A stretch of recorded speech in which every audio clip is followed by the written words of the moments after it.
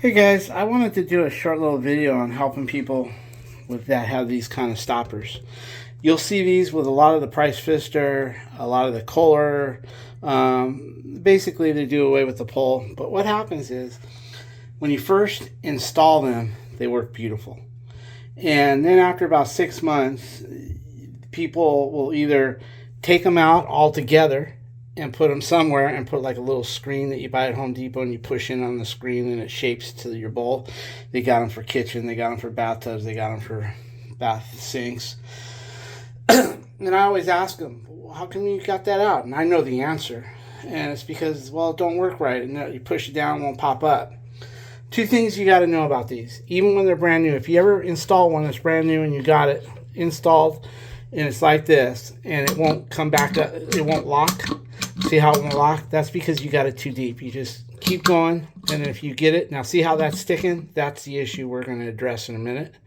But sometimes once you get that loosened enough where it will work, as long as you put it down and it'll hold water, then that's where you need to leave it. Because some sinks are too deep and you put it all the way and it won't even lock. So you just unscrew that and keep checking it. And if you get to a spot that it'll lock, then make sure it holds water. And if it holds water, you're done. Now let's talk about the problem that you just saw here. My sink won't lock right here. Usually it starts to lock about right here. But now see how it's stuck? It won't pop up. That's because that gets a buildup. So let me try to get it out. So what causes that is it's all gunked up on this rubber right here. And this rubber becomes very sticky from, whatever you're flushing down it, whether it be body soap or, So what I do is, hold this for me. Okay, I'm going to take Alicia's toothbrush right here. And what I do, I already washed this one, but I'll just give you an example.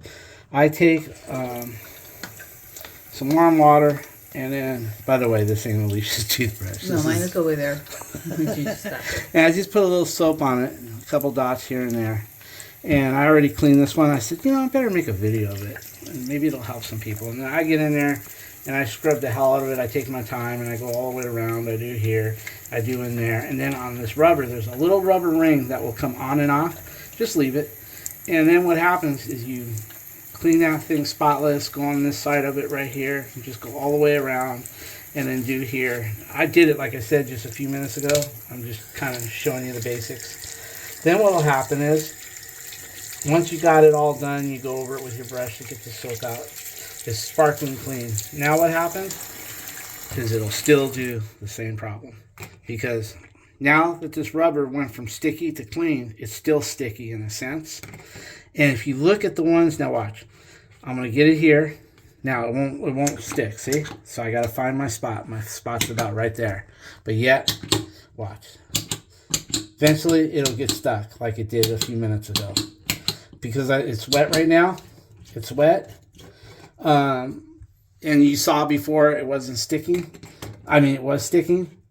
Oh, I see why. Because I got all that soapy water there. That soapy water makes it more lubricant. I want to get it to where I had it. Basically, you saw me take it in and out, and you saw both times that it was sticking. And so this is too deep. It won't lock. So I go to where it will. That locks there. But then eventually, it's funny, it won't do it. Anyway, you guys saw when I was, there it is. See how it's sticking? So what you do is just get it out.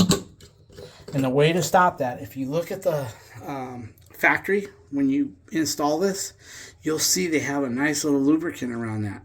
And it's hard not to see it. It comes from the factory. So I just dry it off really good, like that.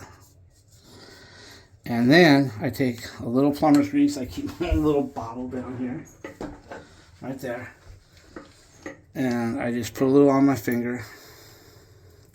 A little dab will do you. I'm almost out. I need to get some more. Let me see if I can get it this way. More arthritis, guys. Okay, I take that.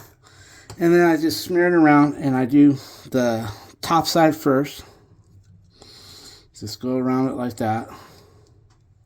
And then do on the back side of it right here on both sides of the rubber. Just smear it down. And you will have trouble-free usage for about 3 months.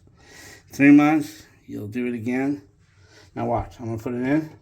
I'm going to take it down to where it won't lock. See, back it off to where it will lock. And now look, that thing will work flawlessly for months. But you got to just realize you're going to have to wash it first. And you, if you would have saw the first wash that I gave it, there was stuff coming out of it. And that's what gums up. But once you plumbers, once you do that, now watch. So I go here to see. Now, if you're one of the lucky ones that you screw it down like that and it works and it clicks, then you don't need to do no more. But on some of these things, you have to back it off a little bit. And there we go. Now, let's see if it holds. So we go ahead and fill that up. And if it holds for you like that, we're good to go. Now we'll unlock it. And there you go. You'll have 2 to 3 months of good usage. Just remember, it's the plumber's grease that's doing the magic. Okay, guys? I thought I'd put that little video together for you. I've got another video coming of this morning's job and a few things that I'm doing around the house. I hope that shit don't bore you. But anyway, I'm going to put this one out right now.